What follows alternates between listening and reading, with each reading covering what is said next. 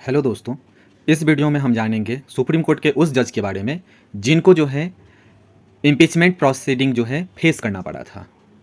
अगर लोकसभा इस मोशन को एक्सेप्ट कर लेती, स्वीकार कर लेती, तो वो पहले जज होते सुप्रीम कोर्ट के जिनको उनके ऑफिस से रिमूव किया जाता।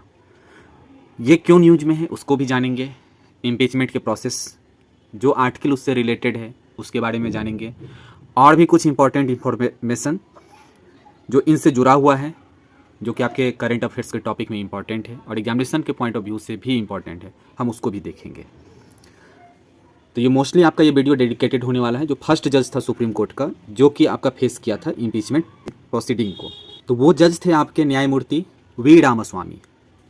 जो जस्टिस वी रामास्वामी थे उनके खिलाफ जो है इम्पीचमेंट प्रोसीडिंग जो है शुरू किया गया था।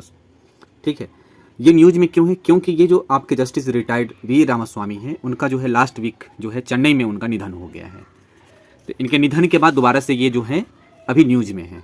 ये आपके फर्स्ट जज थे जिनके अगेंस्ट जो है आपका इम्पीचमेंट प्रोसीडिंग जो है इनिशिएट किया गया था। मतलब पहले न्यायाधीश थे जिनके खिलाफ महाअभियोग की जो है कार्रवाई शुरू की गई थी।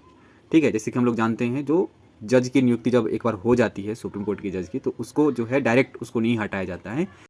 उसके लिए लोकसभा और राज्यसभा में इम्पीचमेंट मोशन को पास करवाना होता है। अगर वो इम्पीचमेंट मोशन पास हो जाए तभी जो है जज को हटाया जा सकता है, अदरवाइज उसको उनके ऑफिस से नहीं हटाया जा सकता है। ये घटना जो है आपका 11 मई 1993 का है, जब आपका अपोजिशन स्पॉन्सर्ड इम्पीचमेंट मोशन को लाया गया था लोकसभा में।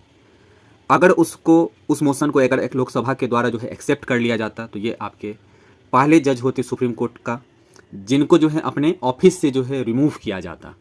ये इम्पीचमेंट लाया क्यों गया था, इसके पीछे की वजह यह है कि जब ये पंजाब और हरियाणा उच्च न्यायालय के मुख्य न्यायाधीश रहा करते थे, उसी के कार्यकाल में के दौरान जो है फिजूल खर्ची के कारण जो है लोकसभा में उनके खिलाफ जो है महाभियोग का प्रस्ताव जो है लाया गया था। इम्पीचमेंट मोशन जो है इसलिए लाया गया था क्योंकि ये पंजाब और हरियाणा के जब ये चीफ जस्टिस हुआ करते थे उस समय में जब इनके ऊपर में कमेटी बिठाया गया था, तो वो उसने ये देखा उसमें जो इनके जो ट्रांजेक्शन हुए हैं उसमें बहुत सारा जो है फिजूल खर्चा है।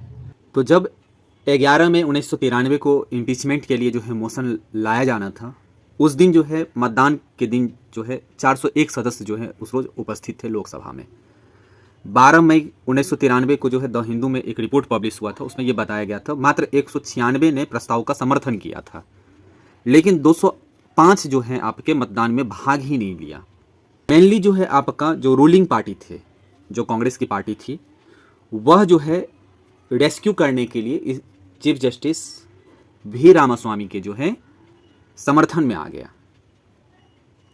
और वो जो है अपने आप को जो है वोटिंग से जो है दूर रखा। साथ में ही आपके दो और पार्टी जो कि आपका AIADMK था और मुस्लिम लीग था, ये भी जो है इम्पीचमेंट के प्रोसेस में जो मोशन के लिए जो वोटिंग हुआ था उससे जो है अपने आप को दूर रखा था।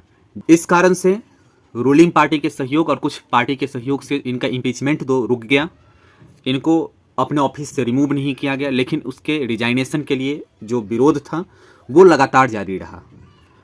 लेकिन वो फिर उसके बाद नेक्स्ट ईयर, क्योंकि ये 93 में इनके खिलाफ जो है इम्पीचमेंट मोशन लाने का प्रयास किया गया था अपोजिशन पार्टी के द्वारा, तो फिर ये फरवरी 1994 में जो है रिटायर्ड ही हो गए।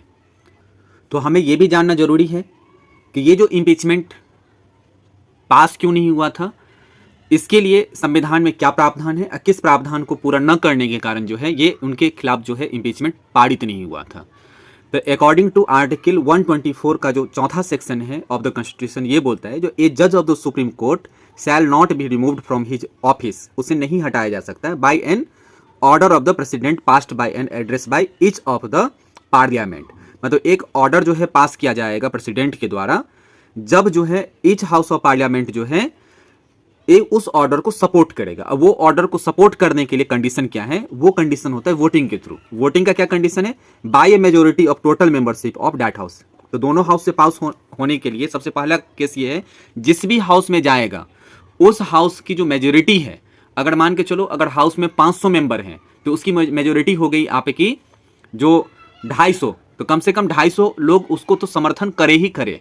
ठीक है, साथ में दूसरा कंडीशन ये लगाया गया है जो by majority of not less than 2/3 of the member of that house present and the voting. जो उस दिन जिस रोज वोटिंग हो रहा है, ठीक है, उस रोज दूसरा क्राइटेरिया ये है, जो जितने भी मेंबर हैं प्रेजेंट और वोटिंग कर रहे हैं, उसके 2/3 वोटिंग उसके समर्थन में जाना चाहिए। तो दो कंडीशन है।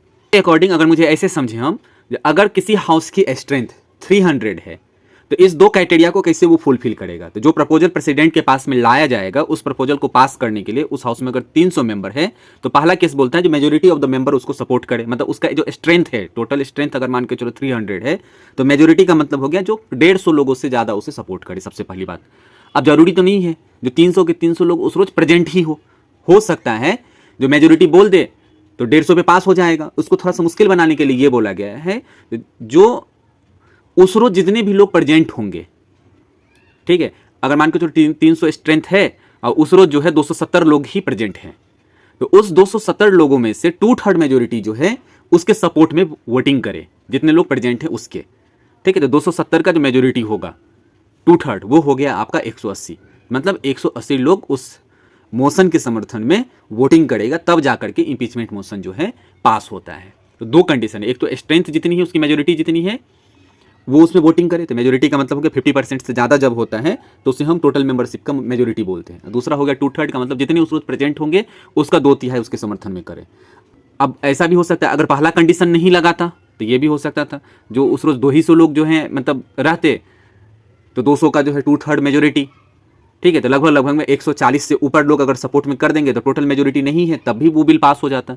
इसलिए दोनों कंडीशन लगाया गया है, जो टोटल स्ट्रेंथ जो है उसका भी मेजोरिटी उसके सपोर्ट में वोटिंग करे, साथ में जितने लोग प्रेजेंट हैं उस दिन उसका 2/3 लोग जो है उसको वोट में सपोर्ट करे, ठीक है, तब जाकर के उसके अगेंस्ट जो है इंपीचमेंट मोशन पास होता है। तो आपने अभी जस्ट मैंने आपको बताया था जो 401 सदस्य उपस्थित थे, जिसमें से 196 ने प्रस्ताव का समर्थन किया था, 205 उसके समर्थन में नहीं है।